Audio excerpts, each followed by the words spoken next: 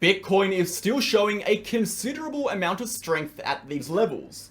Is Bitcoin preparing for another move toward the upside, or are we going to see a pullback? How are the short-term charts developing, and what are the macro charts suggesting? Let's go ahead and jump in.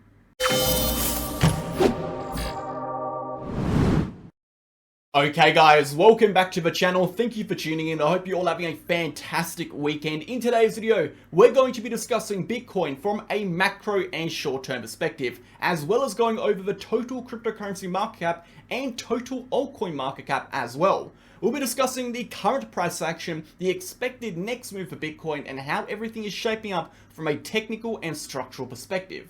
Before we get into it, smash that like button, hit that comment button, and subscribe to the channel. We post daily videos for Bitcoin focusing on the facts, the data, the technical and structural information, and the relevant economic events. No hype, no BS, no emotion, pure raw TA. If that is the kind of content you're interested in, join us on Telegram. It is the third link down below. You will get access to charts, updates, videos, educational posts, news events, and everything you need to stay in the loop with cryptocurrency, with Bitcoin, and the relevant economic news. If you are interested in trading, you can join our VIP group. We post trading signals with exact entries, exact targets, exact stop losses, trade justification, exclusive analysis, and so much more. Not only will you get access to our VIP group, you'll also get access to our group chats, our general chat, our trading chart and education chat, our news, our help, our video, our trade setup, and our daily video chat. If you're interested in getting access to that with over 600 members, go ahead and contact me in the free channel in the pinned comment to find out more information, as well as get access to our trading track record. You can see our trading tracker over here. We're 31 months, and from now onwards, we're going to be putting our months results into quarters. If you're interested, go ahead and contact me. Let's dive in. So, starting on the market data, and as you know, the weekend does come around eventually, and with that, we generally do see volatility and volume kind of take a step backwards for a couple days. So over the weekend, volume is generally quite low, and we can see we have a 35% reduction in 24-hour volume over here, sitting at a total of 53 billion. And with that, 24-hour liquidations are down 36%, sitting at a total of 59 million.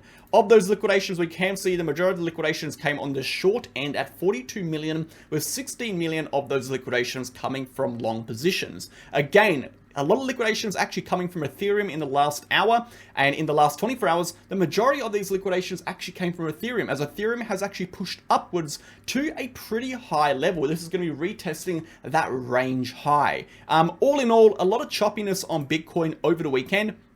We saw some chop toward the downside, and we've seen some chop toward the upside, retesting this local low point, or should I say the local high point, which we retested prior to that breakdown. We saw a break upwards, we retested this point, created base of support, bounced and corrected. We've now retested that level again, liquidating some shorts on that move upwards. So overall, a bit of volatility, a little bit of choppiness over this weekend, but not too much decisive price action. We'll be diving into it a little bit more in just a moment. Moving back to that data, looking at the volatility index, on the 30-day, we are still chopping sideways ever so slightly, and on the 60-day period, we are still chopping relatively sideways, so not too many developments occurring over here. Let's go ahead and jump into the DXY. And some big stuff over here. The DXY has actually corrected downwards quite aggressively. We saw a breakdown on that small time frame. We lost that 50 EMA, so the DXY is actually officially in a downtrend over here, retesting the lower base of support at 105. Again, we do now expect a continuation lower, potentially down to 104.5, maybe even lower if the DXY does lose this level. Do we have any potential to bounce over here? We do. However, it doesn't look amazing from a structural perspective for the DXY right now. Of course, we do have this potential downtrending trend line right over here, but it does look like we have actually lost this level. So again, for us to see a bounce, we're going to have to get back above this level, find this level of support, and continue upwards. We do, of course, have that low point, that base of support over here, which we did drop below. So again, for us to continue upwards, we do need to reclaim that level. It's not looking fantastic from a technical or structural perspective. It does look like it is going to be continuing downwards. From an economic perspective, we do have some interesting pieces of data coming up, and I would advise you to head over to this website and do keep eyes on what is coming up, because on the 14th, which is in about 9 days' time, we do have inflation data, right? We have CPI month on month and year on year for standard inflation and core inflation. So these are going to be very, very big and very important news releases, as for the last 2 months, we have slowly seen inflation trickle upwards. Now remember, if inflation is rising and interest rates are not rising, there is a precedent that interest rates will fall in the future, okay? This creates a bullish environment for asset prices. Inflation drives up assets provided interest rates are remaining low, not moving, or falling. So right now we are kind of in that golden pocket zone where we do have an environment where inflation is pushing asset prices up, and we are seeing asset prices generally rise. Not by much at all.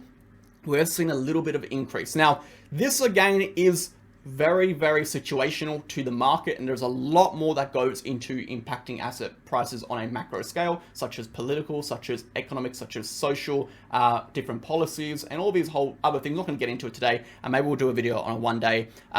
But I do want to urge you to keep your eyes on this, because inflation does rise. What that means, it means there is a slightly higher chance in future periods we actually could see interest rates trickle upwards again, because if we look at this inflation interest rates curve, what we have seen is we've seen inflation, it pushed sideways for a bit, okay, and then it has pushed upwards, and it's been pushing upwards for the last 2 months. Now, since interest rates are delayed to inflation by a couple of months, we've seen interest rates push sideways, right? We've seen pauses after pauses after pauses. If inflation continues upwards, okay, we can later expect interest rates to follow, and that could drive asset prices down. So it's very important that this inflation data comes out and tells us is it pushing sideways again or it's pushing down. If we do see inflation rising again, that adds to potential perceived systematic risk for future periods and could push interest rates up later on, which could drive asset prices back down. So it's something to keep your eyes on. Moving over to the S&P 500, we have actually bounced around support level. Again, supported until it's not, retesting the uptrending resistance of this channel again, expecting rejections from here.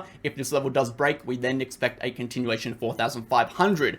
Dow Jones, similar kind of thing over here. We are going to be expecting a continuation upwards to retest the level of resistance. If we break through this level of resistance, we do expect a continuation upwards. Until then, again, we are looking pretty good on the short term, breaking over to 50 and breaking over this downtrend. We do lose bullish strength again when we lose this level. A loss of 32,300 will result in a continuation lower. Let's go ahead, guys, and dive into Bitcoin. So I wanted to briefly interrupt today's video to discuss the 2 exchanges we use on this channel, Bitget and BingX. So which exchange should you sign up to? If you look to the right hand side of the screen, you're going to see the list of differences in relation to KYC requirements and the countries these exchanges offer services to. The first link down below being the Bitget link, and the second link down below being the BingX link. No matter which link you sign up to, you're going to get up to 15% discounts on your trading fees, up to $5,000 in trading rewards, and of course, you'll get access to every single MegaWhale exclusive bonus campaign we run on these exchanges. Alongside that, Bitget and BingX are incredibly similar. They are both ranked top 10 in terms of trading volume. They both have extensive liquidity pools and market pairs offering up to 125x leverage. And most importantly, they both offer protection funds for their users to protect you against any third-party hacks. So get started now and support the channel by clicking the links below. Thanks for listening. So I want to start off today's video on the total cryptocurrency market cap for altcoins. This is excluding Bitcoin and Ethereum, and the total crypto market cap as a whole, which includes Bitcoin and Ethereum. Again, the total crypto market cap is every single coin. So the collective net value of asset in the market at the time. Okay, the total amount of money in cryptocurrency as a whole. It's like 2 million cryptocurrency coins now. This is a total amount of money. So if we take a look at this chart over here, I've gone ahead and annotated some key levels. First and foremost, this level over here, we will be macro bearish. This is cryptocurrency as a whole. This is not Bitcoin. This is the whole cryptocurrency market. How is cryptocurrency as a collective market looking? Is it bullish? Is it bearish? Well, below 1 trillion is when we start looking at this macro bearish level again, okay? We are technically weekly bullish between this $1 trillion mark and this 1.25 to 1.3-ish trillion mark. We are macro bullish above this 1.3 trillion mark. You can see we're actually retesting this level of resistance again. Why is that important? Because again, it is that local low point that we retested in that prior bull run where we bounced from, and is a confluence point that we retested. When we lost that point, we saw capitulation toward the downside. So it's a key trigger point for us to get back above. And of course, we are going to be in a bull run above this 2.2 trillion, which is a respective 48k resistance for Bitcoin. So that is the total crypto market cap. Those are the key levels you should be watching. As of right now, we are actually retesting. We'll go ahead and zoom out again. We are retesting that high time frame level of resistance. If we move over to a weekly chart, we can see that we have a weekly candle close in 24 hours. So it's going to be very interesting to see what happens over here. And if we do get that weekly candle close above this level, we could actually see the rest of the market trickle up in the coming week. We could see another move up for Bitcoin. We could see another move up for altcoins. And it really puts the bulls in control of the price action. Moving back over to this chart over here, this is going to be the total altcoin market cap, excluding Bitcoin, excluding Ethereum. You can see over here, we have got a very important level we're watching for. This is going to be this upper level of resistance. This is sitting around 4.32 billion. We can see again that respective low point, the confluence point. We broke down, we continue downwards. This is going to be the macro bullish trigger, meaning above here, altcoins are going to be starting to become macro bullish. This is a very good thing and a very interesting thing to be watching out for.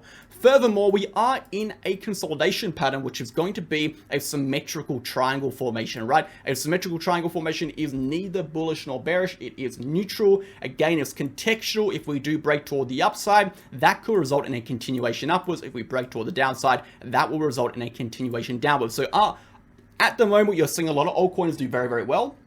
We're seeing some altcoins massively perform, 40, 50% rallies. We're seeing some altcoins being left in the absolute dust and have gone up like 10%. So we're kind of hearing that it's always going to be the case for altcoins. You're generally going to see some altcoins overperform, some altcoins underperform, some altcoins don't even freaking move. But that is kind of how we are looking at things. So if we zoom out from here and take a look at a double chart, we'll go ahead and bring up the Brave New Coin Liquid Index.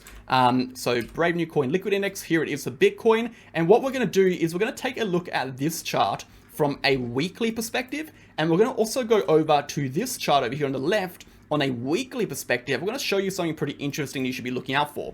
If we take a look at the Bitcoin chart and apply it on a log scale and compare it to the altcoin chart on a log scale and look at the prior cycle, we can see something very interesting, and that is, according to how the money flows in the market, we do generally see Bitcoin massively outperform altcoins in that initial phase of the bull run. So we take a look at this. The main part of which Bitcoin really started to enter a bull run was when it broke above this major resistance at around 12,000. We broke above that major resistance, we went into a bull run, essentially when we started that bull run phase for Bitcoin, okay? If we look at altcoins, that respective resistance was around about this point over here, that $100 billion level. When we broke the $100 billion level, altcoins went into this massive bull run rally. Now, this is where it becomes interesting. If we look at the date of which these breakouts occurred, you'll notice something very different. If we draw a horizontal line, a vertical line, sorry, when Bitcoin broke out over here, that was the 19th of October, the date of which the 19th of October, altcoins are still in this consolidation. Altcoins really only started going up aggressively pretty much when Bitcoin finished this massive move upwards. The 21st of December, altcoins were all the way down over here where Bitcoin had already completed a 50, 60, or what was like a 200% rally. So what does that tell you? It tells you that altcoins massively underperform Bitcoin for the first half of every single bull run cycle. It doesn't mean there won't be a few altcoins that will do 400-500%. It doesn't mean some altcoins will go through the moon, but this collectively takes into consideration all of the altcoins combined. Now, this is another thing we have to keep in mind. There are considerably more altcoins this time around in cryptocurrency than there were in the prior cycle and in the 2016. I remember 2016, 2017, there were like 2,000 cryptocurrencies. Now there's like 2 million plus cryptocurrencies. So something to keep in mind, guys. But I digress a little bit. Something to keep in mind, watch that total cryptocurrency market cap, watch the market cap for both altcoins and both Bitcoin and cryptocurrency as a whole coming over the next few weeks. It's going to be very interesting to see what happens. Let's go ahead and jump into Bitcoin now. So we'll go ahead and just revert all these charts just in case we decide to come back to these at a later point in today's video. Let's go back to Bitcoin. So from a macro perspective, of course, we're looking very good. And I want to go over this chart one more time. And there's a few things on this chart I want to discuss. Number one, are we in a bull run? The answer is no. Okay, we're not in a bull run. We're in this consolidation phase. According to the 4-year cycle, we generally see Bitcoin enter a bull run when we cross over the halving. So the halving happens in April 2024, which is going to be represented by this green phase, right? But additionally, there are 2 more points we look for. We look for a monthly close above the dotted trend line. You can see the dotted trend line over here, monthly candle close, and we are looking for a monthly candle close above the blue line, which is the baseline of the Ichimoku cloud. You can actually see, if we zoom in over here, every single time we close a monthly candle above, my chart's not working, above the baseline, okay, over here, we see a macro continuation upwards in a bull run until we close a monthly candle back below it. We enter a bear market. We close a monthly candle above it. We enter a bull run. We close a monthly candle below it. We enter this bear market phase. So again, it is slightly delayed, as it does suggest we enter a bear market slightly later than it does according to the 4-year cycle. But it also, on the flip side, tells us we enter a bull market pretty much on the date of which we cross over on the halving. So it's very interesting to see how that develops going forward. Moving over to the fortnightly and weekly chart, we are looking very good on these high time frame charts. Again, we have broken over the midline of the Gaussian channel. A break over the midline Gaussian channel is relatively bullish. It does suggest we are likely to see higher prices before we break back below 20,000. So that is very, very good to see. But let's go ahead and talk about what is happening for Bitcoin right over here. So first and foremost, guys, look, there is a lot going on for Bitcoin and the price action, as you are probably aware, right? If you're looking at the price action, you're probably very much aware that the price action is very choppy. It is very difficult to see what is actually going on in the charts. Let's go ahead and just remove these old levels over here, just for today's video. It is very tricky to see what is happening, what is actually happening on the charts, as there is so much chop going on in the price action that it is actually confusing. So the best thing to do when you are confused is to simply zoom out and look for trigger points, right? We look for trigger points. So as we're doing on the high time frame, where would the bears take back control for Bitcoin? Okay, very easy question to answer. We know that momentum is a leading indicator for price action. We know that when momentum flips negative, price action generally follows suit. Therefore, we can take a look at the current trend in momentum over the last 2 to 3 months. We have an overall uptrend. Therefore, if we do lose this uptrend, that will signify a negative momentum shift on the higher time frame, which could result in a correction for Bitcoin. Now, of course, this is going to be on a daily chart. It is going to be lagging to the correction. We will likely see that negative momentum shift occur, if it does occur, when Bitcoin has already dropped a substantial amount. But what this is going to be more so not to predict the exact reversal, but to gauge the potential future direction of Bitcoin on the high time frame charts. So we do see that drop down for Bitcoin. That could actually indicate that we may retest 32, and we might even lose 32K to come and retest this main uptrending trend line for Bitcoin. Now, if we do drop back below 32,000, we will technically be back within this high time frame range. And you know, if we enter the high time frame range from the top side down, that is a downtrend. So we enter with precedent that we will be continuing down to the bottom of this channel. Now, the probabilities of this happening as of right now is relatively low. There needs to be a lot actually needs to happen for Bitcoin to come lower. At the moment, Bitcoin is still showing a decent amount of strength, considering we're at these levels, we're holding these levels very, very well. From a macro perspective, we're seeing a lot of technical validations. From a structural perspective, we're seeing a lot of structural validations. But at all times, guys, the market is never certain. There's always chances of corrections and rallies. And this is why we're telling you this today. We're not telling you with certainty Bitcoin's going anywhere. What we're telling you is that we need to be aware of the different possible scenarios. And if one of these scenarios plays out, you need to be aware what it means and how to capitalize on it. So in this instance, if you see that RSI drop down, we're not saying it's going to, we're saying if you see it happen, that is going to be bearish on the high time frame for Bitcoin and will likely result in a continuation downwards within and possibly below 32,000, okay? If we see this trend line, and it's so far away, but if we see this trend line break, that will signify the uptrend for Bitcoin has been lost, and we expect a correction to 24.4K, okay? Let's go over to the 3-day chart. So, obviously, while we remain above 32,000, we are bullish, right? We are definitely bullish. And we've said this before, we can theoretically come back and retest 32,000 and nothing has really changed. And the reason I say nothing's really changed is because the next major structural level for Bitcoin is going to be sitting at 48K, meaning everything between 32K and 48K, we are classified as macro bullish. It doesn't matter if we come up all the way over here, come back down, we're still classified as macro bullish. And that remains as a fact while we remain above 32K.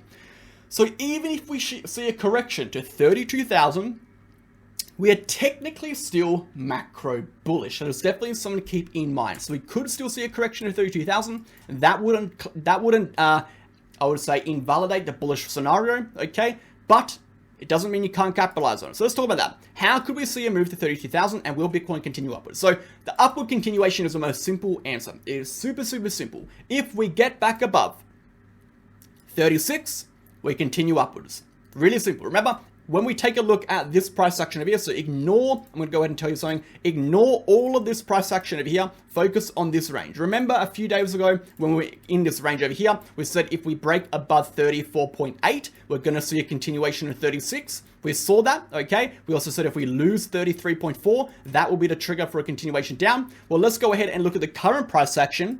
We saw a continuation of 36, so the upper range of the upper trigger point gets pushed from here to here, okay? So the upper trigger, the bullish trigger point is now slightly higher because it's been retested, it's been broken. So for a continuation upwards, we need to break past 36, but the bearish trigger point has remained the same as it hasn't been tested. So it's gonna be 33.4. A loss of 33.4 will result in a continuation downwards, very, very likely to continue down to at least 32.4, yep, that's correct, 32.4 as per the gap over here in the VRPV, potentially 32,000, which is going to be about a high time frame support level, okay? For that to happen, we need to see a loss of 33.4. For us to even retest 33.4, we need to lose the uptrending support line of which Bitcoin has been traveling within for the last 10 or so days, okay? If we lose this diagonal level, Bitcoin will correct lower, and if we correct into this range, we are likely to break toward the downside, okay? So, upward continuations, 36K, break above it, we continue upwards, everything was said remains the same, okay? Everything remains the same. For us on the short term to continue upwards, we need to break above this respective resistance point, this resistance point being 35K. We break above here, we clear this low point, we will continue back up to 35.6, potentially 36K. Until then, we are under resistance. Resistance is resistance, no it's not. Expect a continuation downwards. We're going to wrap it up there. Thank you for watching. I hope you all have a fantastic day. We'll catch you guys in tomorrow's video. Cheers.